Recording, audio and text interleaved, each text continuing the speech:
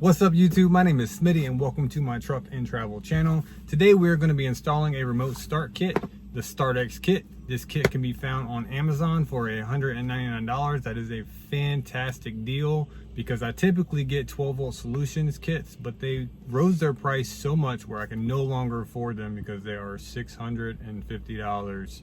Yes, $650. So I tried this kit on my RAV4, it worked flawlessly, so I'm gonna go ahead and give it a go on the 4Runner. So yeah, without further ado, let's open up the box and see what we get. Let's get to it.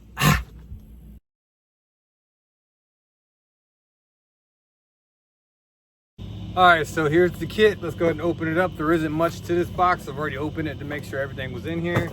It comes with your module that actually starts the vehicle. The wiring harness, not much to it. Comes with a trim removal tool to help you pop off trim pieces. It also comes with a warning sticker for under the hood to let mechanics know it has a remote start kit. And as always, the instructions on how to install it, but I'm going to show you that right now. Let's get to it. The first thing you have to do to install this kit is we're going to be working on the ignition. If you have the ignition or if you have the push button, it might be a little different, but I have the key version. If you have the key version, go ahead and follow this along. You're going to want to start the vehicle, and then you're going to want to turn the vehicle to the right, unscrew that screw, turn the vehicle to the left, unscrew that screw, and then pop this panel off. After you get those two screws out, come under here and then pull this to tilt your steering wheel, and then pull it all the way out. Once you tilt your steering wheel, turn your steering wheel to the left a little bit, go ahead and turn it off, and you're gonna slide your trim removal tool in this little gap between these two pieces. You'll see the gap, and just pry it up and then separate the two pieces. The top piece will not come out because it's attached to the vehicle. And then the bottom piece might get caught on the tilt wheel, but the bottom piece will come out. All right, after you take those pieces off around your ignition column, the first cord you want to look for is right under the cylinder. It's this cable right here. Just go ahead and pop that off. It looks like that, directly under. It's kind of like yellowish. It's not white, that's white. This is yellow. Then grab your harness, find the cable that looks identical to that, as you can see it. And then you're gonna wanna plug this one into the connector right under the ignition cylinder. And then plug the one you just unplugged into this one, like that. Then you're gonna wanna run your cable right down the center of your steering wheel.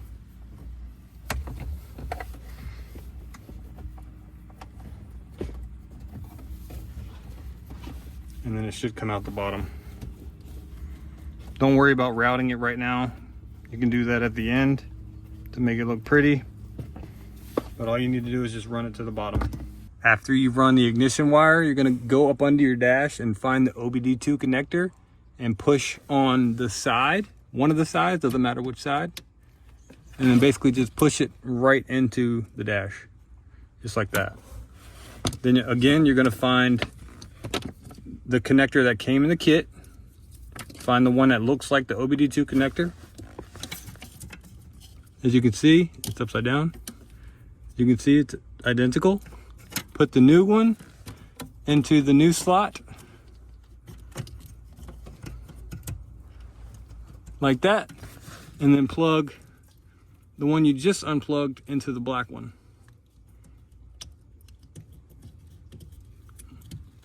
Just like that. Again, you don't have to make it look pretty right now. Just leave it hang. And then the last one, the BCM connector, you'll have to pop another piece of the panel out. I'll do that right now. After the OBD2 connector, you're gonna come back to the left side of the steering wheel and pop off this panel. All you gotta do is run your hand in here and then basically just pry it off. It's not gonna come all the way off. Just come so you can see enough inside there. And then take this connector run it back up. Run it back up in here. You're going to be plugging this into the connector in here. And if you want to, you can put this trim removal tool right here to hold open the panel. The one you're going to be unplugging is this one right here. There's 3. So 1, 2, 3. You're going to do the second one. So you're going to unplug this, plug this into this connector, and then plug this one into the one you just unplugged. It's hard to film in there. That's why I'm explaining it out here.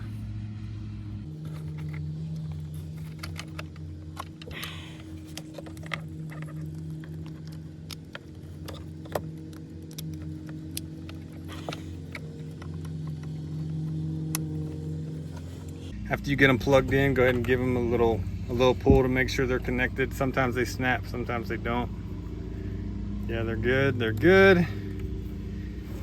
Now we just gotta plug in the module and program it. Very simple, let's do it.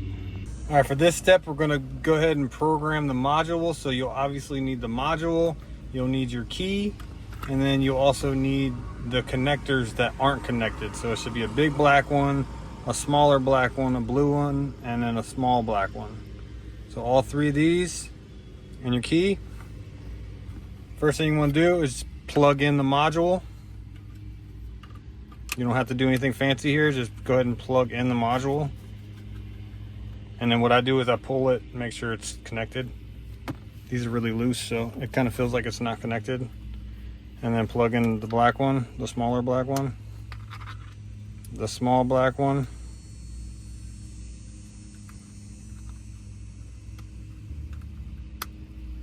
then the blue one.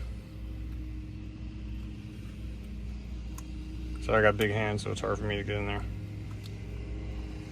After you do that, you're gonna turn the key on, do not start the car, and then wait for these indicator lights to turn green.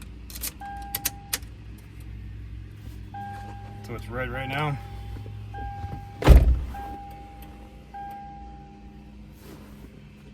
After it turns green, turn off the car, then start the car.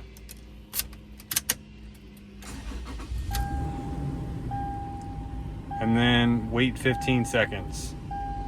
1, 2, 3, 4, 5, 6, 7, 8, 9, 10, 11, 12. After the 15 seconds, put your foot on the brake and then press this button. Then release the brake, release the button, and wait for it to turn green. Once it flashes green, that means it is programmed, and go ahead and give it a test. Go ahead and shut off the car. And to test your system to make sure your remote start kit works, all you have to do is press the lock button on your factory remote 3 times, and then the vehicle will start. To shut it off, press the lock button 3 times to shut it off. And it'll also shut off if you let it run for 15 minutes and don't get in and turn the key. So to test it, we're gonna press the lock button 3 times. So 1, 2, 3. You'll hear it click and click and climb, and then it'll start the car. And like I said a minute ago, just press the lock button 3 times to shut it off, or to prevent theft. If somebody tries to get in and steal your car that's running and they hit the brake, it's an automatic shut off safety feature. But yeah, as you can see, it works. I'm gonna test it one more time. Press the lock button 3 times.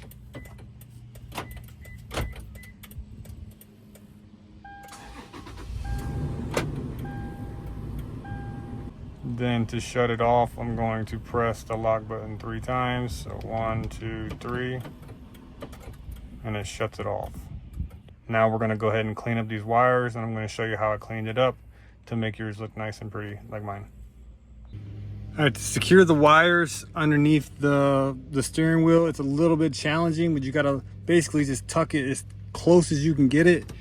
This cover will be a little challenging to get back on if you don't get it in the perfect position. So I pushed it as high as it will go, and I zip tied it across the wires that are already there. I don't know if you can see that zip tie. This is my zip tie right here, that black one right there. Around this 90 degree right there. and then that should be enough to get the cover back on.